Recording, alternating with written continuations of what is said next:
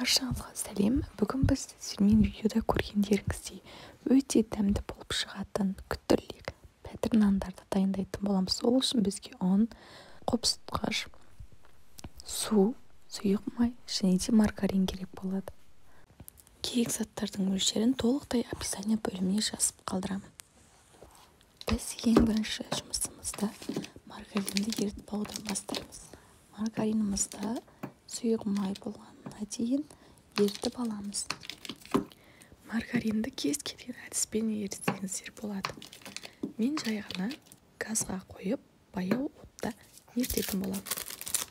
Маргариніміз ерігенге дейін біз жылы суымызға 2 ас қасық қопсытқышымызды салып, ыдысымыздың бетін жауып, бір шетке алып қоямыз. Еріген маргаринімізді міндетті түрде суытып аламыз, ыстық болмауы керек. Еріген ыдысымызға еріген маргаринді, қопсытқышты, сұйық майымызды, одан кейін тұз салып, барлығын араластырып аламыз. Содан кейін ғана ұнды саламыз. Мен ең алдымен ұнның аз ғана бөлігін салдым, жарты бөлігін. Одан кейін ғана жай-жайлап салып араластыра бастадым.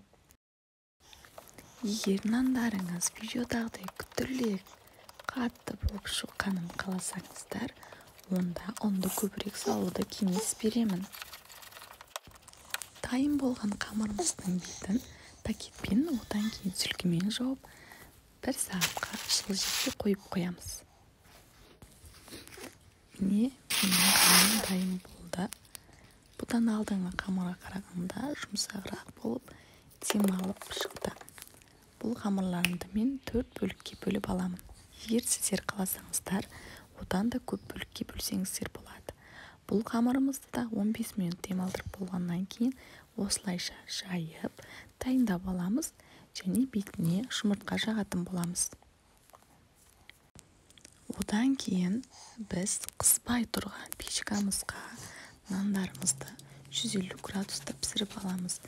Пешті алдын ала қыздырып алудың қажеті жоқ. Міне бізде осындай әдемі күттірлік пәтір нандар шығады. Егер рецепт ұнаған болса, каналға подписаться етіп, лайк басып, комментарий қалдыруды ұмытпаңыздар.